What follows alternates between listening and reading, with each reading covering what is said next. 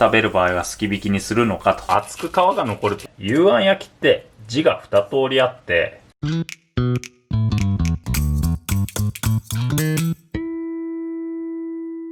アマダイのさばき方ということで、今日はこれね、赤アマダイを使って焼き物をね作ろうかと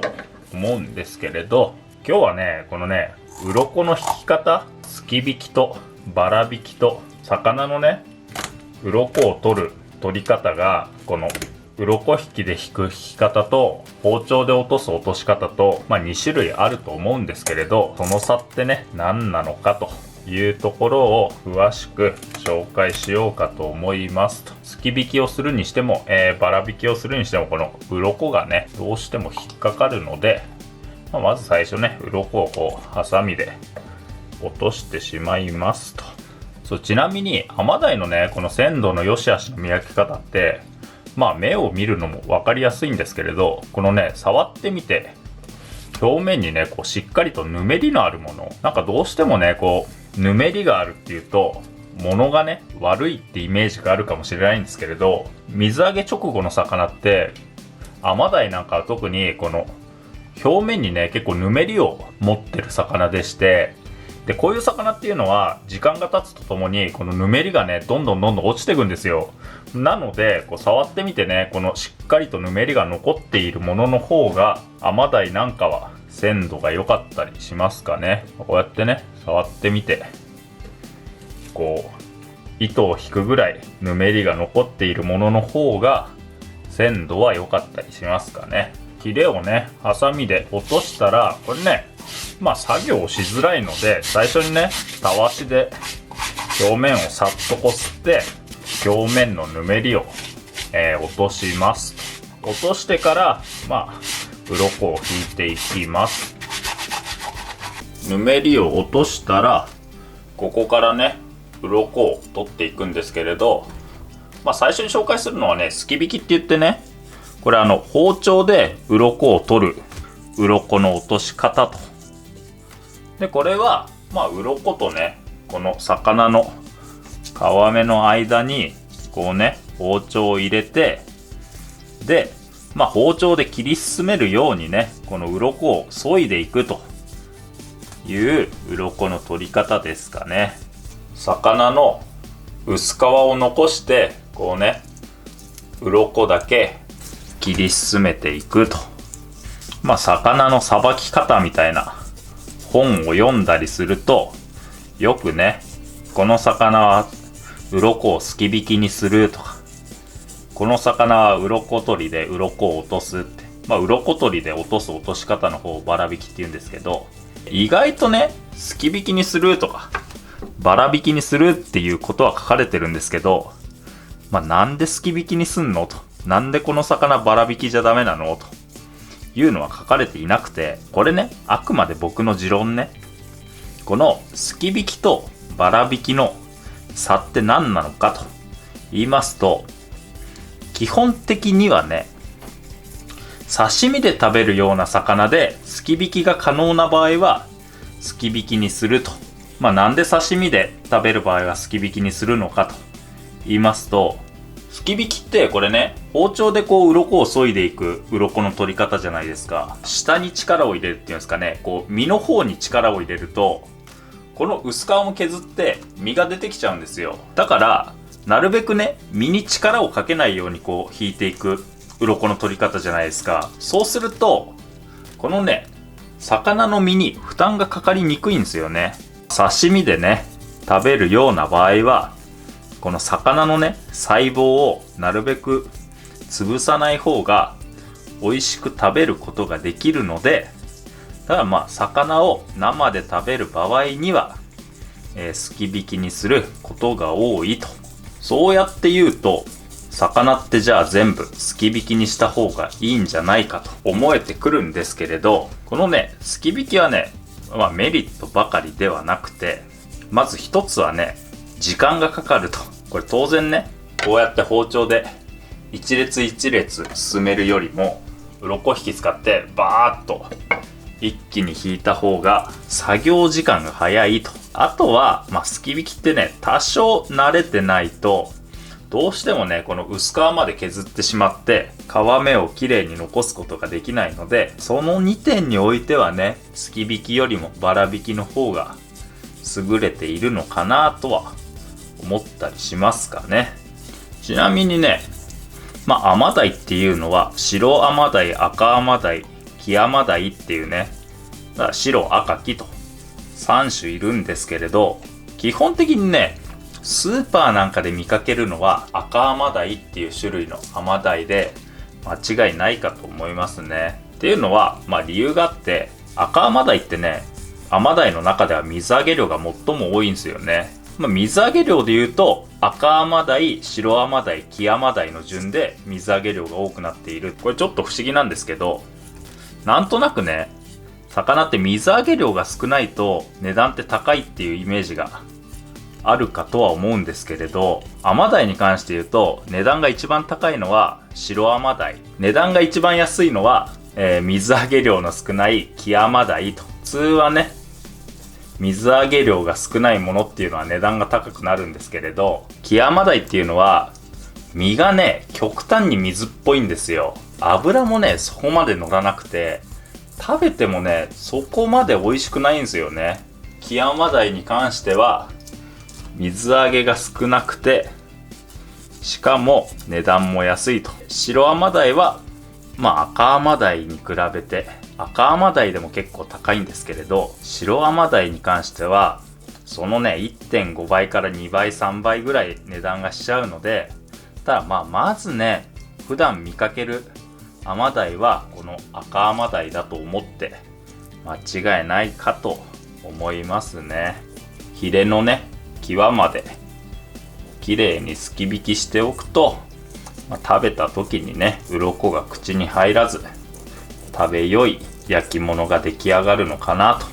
顔にもね、結構しっかり鱗が残っているので、顔のね、この際まですき引きはしておいた方がいいですかね。あとこのね、胸びれのこっち側なんかもこういった感じでね、鱗取っておくと頭食べる時に食べやすいので、この辺はね、しっかり鱗を取り除いてください。はい、続いてこっち側ね、すき引きしたので、反対側はね、これ苔引きを使ってバラ引きにしていきますと。バラ引きのね、ポイントは別にポイントっていうほどでもないんですけれど、これね、鱗引きってみんなこう横に動かしたくなるじゃないですか、なんとなく。なんですけど、これね、横に動かすと鱗がね、結構ね、バリバリ周りに飛び散るので、これはね、すき引きと一緒で、こうね、上下に動かしながら横に鱗引きをスライドさせていくと。そうするとアマダイってね、結構鱗が硬いんで飛び散ると思うんですけど、このね、すき引きみたいな感じで鱗引きを動かすと鱗が飛び散らずに、鱗が取れていくと。さっきね、すき引きの方が身に負担が少ないみたいなね、話をしたので、じゃあバラ引きってね、する意味ないじゃんと思うかもしれないんですけれど、バラ引きにはしっかりバラ引きのメリットがありまして、すき引きよりもしっかりね、厚く皮が残るってことなんですよ。厚く皮が残ると何がいいのかっていうと、料理の仕上がりに大きく関係していて、白アマダイはそこまでじゃないんですけど、赤アマダイってやっぱりこのね、身の赤いピンク色が結構綺麗な魚なんですよ。これね、で今ほぼほぼね、全体一通り鱗落とせたと思うんですけれど、鱗を落とした状態を見比べると、すき引きするとね、このね、赤色がほとんど残んないんですよね。で逆にバラ引きすると、このね、皮目の色が綺麗に残せますよ。苔引きをこう身に押し当てる分、どうしてもね、身にダメージは入りやすいんですけれど、火を通して食べる場合なんかね、こう皮目を残して食べる場合に、このね、見た目的には色が残って綺麗に見えやすいと、そういったメリットもあるので、完成形をどうしたいかっていうところで使い分ける板前さんが多いですかね。これね、すき引きした場合は残らないんですけど、バラ引きした場合はね、ここのアジでいう税後のライン、このラインにしっかりとねついた鱗が絶対に残るので、こういう税後ラインに残った鱗はこう骨抜きなんかで掴んでしっかりと取り除いてくださいと。多分ね、甘鯛なんかバラ引きにすると結構な量の鱗がこの税後ラインに残るかとは思うので、この部分のね鱗はちょっと手間なんですけれど、しっかりと取り除くと、美味しく食べることができますよと。鱗落とせたらね、あとはさばくだけです。でも甘鯛ね、さばくときはこれ甘鯛は、胸びれに対して腹びれが頭側にあるので、だからこうやってね一本包丁入れる必要はなくて、ここから、頭のラインに沿ってそのままね、包丁を入れるだけと。甘鯛に関して言うと、甘鯛ってね身は柔らかいんですけど骨はねかなり硬い魚なんですよ。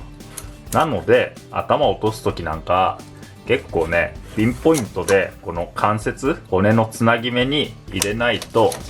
意外と頭を落とすのに手間取ったりしますかね。なかなかね断ち切れなさそうなら、ちょっとこの関節の隙間をね包丁で探ってあげて、頭を落とすようにすると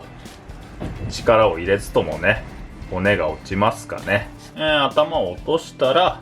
こうね腹膜に傷を入れて、でこの血合いを、洗い落としますと。血合いをね、洗い流したらここから3枚におろしていきますと。3枚おろしはね普通にねこう包丁で少しずつ切り進めていくだけと。甘鯛はね身は柔らかいんですけれど骨自体はしっかりしているので、包丁がね骨の下に潜るようなことは比較的少ないのかななんて思ったりもしますかね。甘鯛の語源は、これはねこの顔がね甘さんに似てるからという説と、身が甘いから甘鯛と呼ばれるようになったという2説ありますかね。ここまでね包丁が入ったらあとは、中骨を断ち切ればいいんですけれど、これね甘鯛って中骨がね結構硬いので、ここのね中骨を断ち切る際には結構ね包丁が浮きやすいので、ただそこだけね包丁浮かないように気持ちね力を入れてあげると、この中骨のラインで包丁がね浮かずに綺麗におろせるんじゃないかなと。甘鯛っていうのはね結構いろんな言われのある魚で、徳川家康がね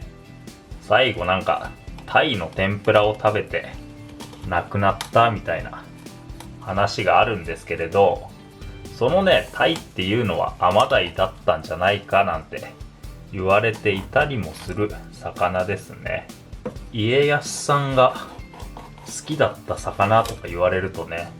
なんとなくね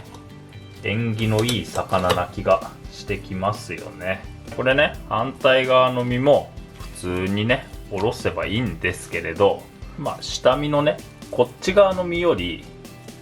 こっちのね上身の方が最後ねこの中骨を断ち切る時に包丁が浮きやすいんですよ。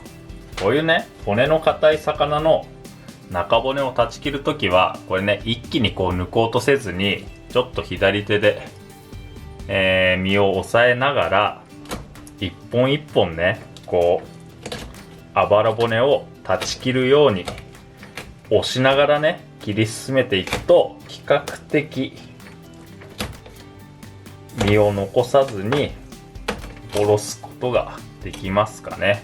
そう、ここをね一気にやろうとするとねどうしてもね包丁がこう浮いて、でも身が残ってしまうんですよね。反対側の身をおろすときは慎重に一本一本このあばらをね押し切る形で切り進めるといいんじゃないかなと。3枚におろせたら、あとはね、このあばら骨を、包丁ですき取ると。あばら骨をすき取る際はね、なんとなく気持ち的にね、こうひとたちですっとすくい取りたくなってしまうんですけれど、アマダイみたいにね、こう細長い魚の時は無理にね、ひとたちですき取ろうとせずに、何回かに分けてね、だから最初は手前からこう一本一本骨をね外していくようなイメージでさばくといいんではないでしょうかね。腹骨をすいたら、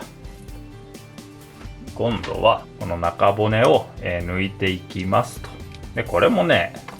アマダイは身が非常に柔らかいので、無理にね抜こうとすると身が割れるので、しっかりね身の両サイドを指で押さえながら一本一本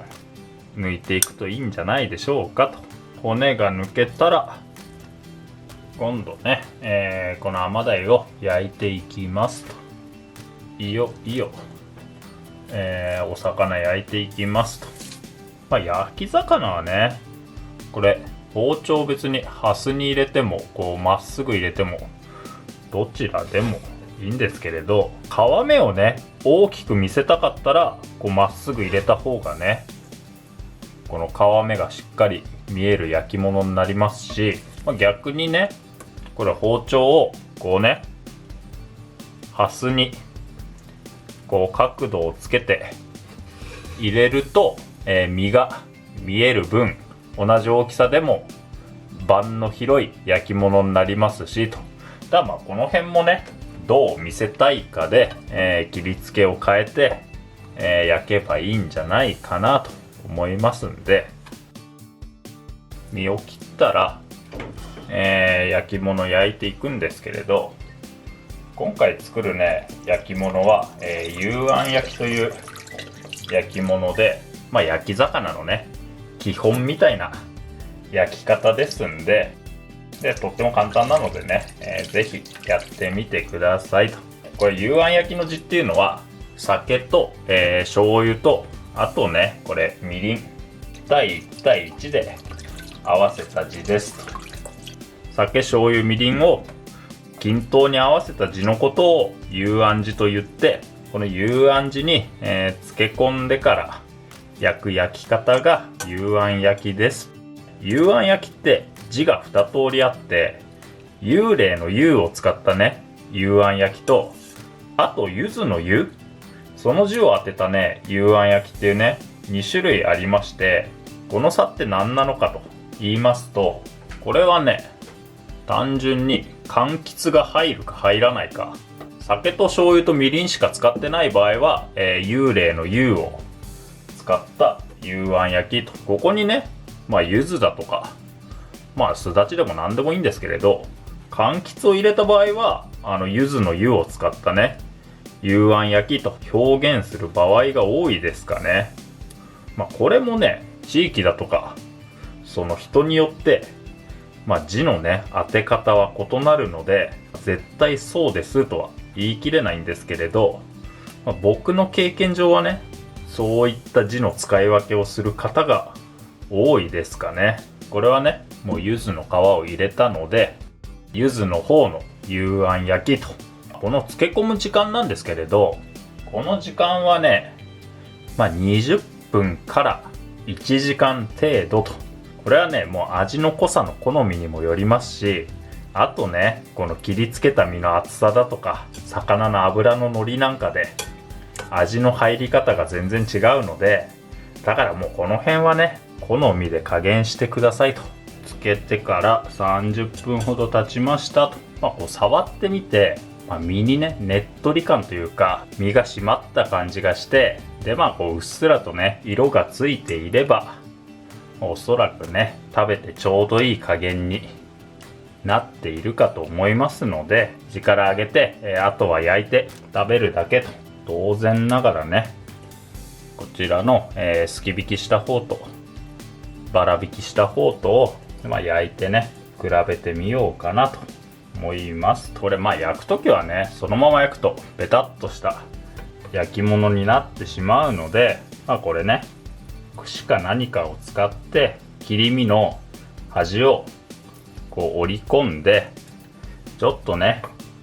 身に動きを出してあげると見た目のね綺麗な焼き物に仕上がるのかなと。皮目に包丁を入れる入れないはもうこの辺はねそれぞれの感性に従って、この方が綺麗だなと思うように焼けばいいんではないかと思いますので、そうしたら焼いていきますと。皮目にうっすらと焼き色がついたら、完成ですと。ちょっとこれ今回竹串しかなくて抜きづらいんですけれど、串を抜くときはね、そのまま抜くとこの身がくっついてきてしまうので、串をねこう回しながら抜くと比較的ね綺麗に抜けますかね。今回竹串を使ったんですけれども、竹串でなくて金串、もうちょっと細いね金串の方が綺麗には焼き上がりますかね。木引きとバラ引きとね、この使い分けについてざっくりとですが、紹介してみましたと。アマダイのさばき方、焼き方以上でございますと。